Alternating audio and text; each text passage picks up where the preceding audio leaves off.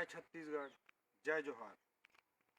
दोस्तों, आज इस वीडियो के माध्यम से मैं माननीय मुख्यमंत्री जी से एक संवेदनशीलता के साथ उनकी संवेदनशीलता के लिए एक अपील करना चाहता हूँ।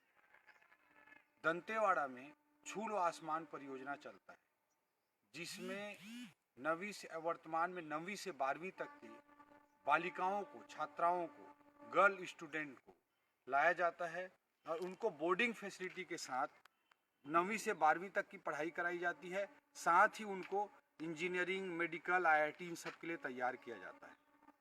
दोस्तों, ये मुझे बड़ी खुशी हुई थी, पूरे प्रदेश के लिए खुशी की बात थी, दंतेवाड़ा जैसे वनवासी क्षेत्र के लिए खुशी की बात थी, पूरे बस्तर के लिए खुशी की बात थी कि छू लो आसमान परियोजना में इस बार बहुत सारी बच्चियों ने क्वालिफाई किया था। और बहुत दुख के साथ, बहुत दर्द के साथ कहना पड़ रहा है कि उनमें से 25 से अधिक जो आदिवासी छात्राएं हैं, उनका पंजीयन ही नहीं हो पाया।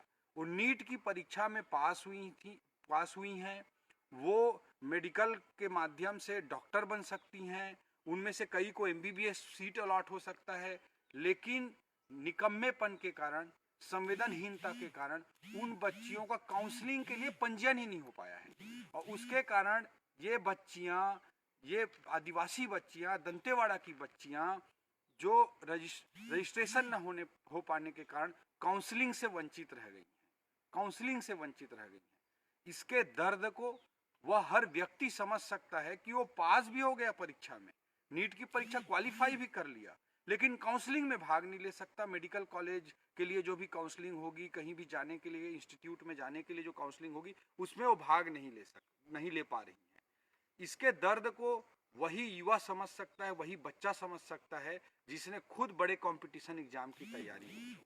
इसके दर्द को ऐसे बच्चों के माता पिता समझ सकते हैं जिनके बच्चों ने जिस तरह के कंपटीशन एग्जाम की तैयारी की है, उसके माता पिता इस दर्द को समझ सकते हैं।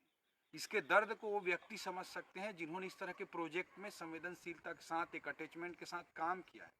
मैं माननीय मुख्यमंत्री जी से अपील करना चाहता हूं, करबद्ध प्रार्थना करना चाहता हूं कि तत्काल संवेदनशीलता का परिचय दें, संवेदनहीनता से ये सरकार ऊपर उठे और संवेदनहीनता की सारी हदों को जो पार कर रखे हैं, उससे आगे बढ़ते हुए संवेदनशीलता का परिचय देते हुए इन 25 या जितनी भी बच्चियां रजिस्ट्रेशन से वंचित होने के कारण काउंसलिंग जिनका नहीं हो पा रहा है, उन बच्चियों को तत्काल काउंसलिंग में शरीक कराएं और उनकी योग्यता के अनुसार उनको एमबीबीएस, जिस भी चीज की काउंसलिंग होती है, उसमें आगे बढ़ें। इन बच्चियों को फर्स्ट राउंड काउंसलिंग का अधिकार है।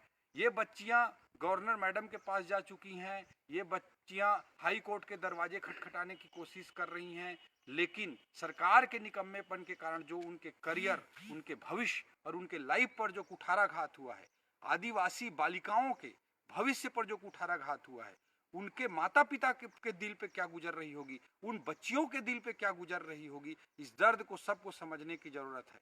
इस दर्द को हर वो व्यक्ति समझ सकता है जिसने कंपटीशन एग्जाम की तैयारी की हो। हर उस तरह के बच्चों के जिनके जो कंपटीशन एग्जाम की तैयारी करते हैं, उनके माता पिता समझ सकते हैं। इस तरह के प्रोजेक्ट में अटैचमेंट के साथ काम करने वाले लोग समझ सकते हैं। प्रदेश के मुख्यमंत्री भूपेश बघेल जी से मैं करबद्ध पुनः प्रार्थना करता हूं कि मुख्यमंत्री होने के नाते वो भी इस दर्द को समझें और तत्काल इस विषय को संज्ञान में लेकर 24 घंटे के अंदर उनको काउंसलिंग में शामिल कराकर इन आदिवासी बच्चियों के साथ जो भविष्य के साथ जो उनका खिलवाड़ हो रहा है, उसको तत्काल रोकें। यह बात मैं मुख्यमंत्री जी से निवेदन करना चाहता हूं, तत्काल करना चाहता हूं। सारी राजनीति से अलग हटकर निवेदन करना चाहता हूं कि सारी प्रकार की राजनीति से अलग हटकर इन आदिवासी बच्चियों के भविष्य के लिए, दंतेवाड़ा के बच्चियों के भविष्य के लिए, बस्तरिया बच्चियों के भविष्य के लिए वो संवेदनहीनता से ऊपर उठकर संवेदनशीलता का परिचय दें। ये आज समय की मांग है। इस तरह के प्रोजेक्ट, इस तरह की स्थितियां बहुत मुश्किल से खड़ी हो पाती हैं।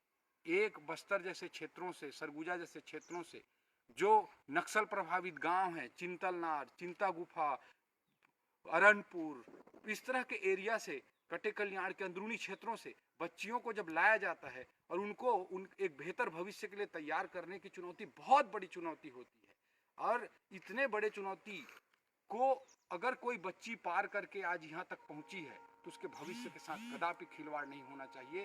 मैं फिर से मुख्यमंत्री जी को निवेदन करना चाहता हूँ कि मुख्यमंत्री होने के नाते वे संवेदनशीलता का परिचय दें। ये सरकार संवेदनहीनता से ऊपर उठे और इन बच्चियों के भविष्य को तत्काल सुनिश्चित करे। उनको फर्स्ट राउंड काउंसलिंग का अधिकार है और वो किसी भी हालत में सरकार को उपलब्ध कराना चाहिए।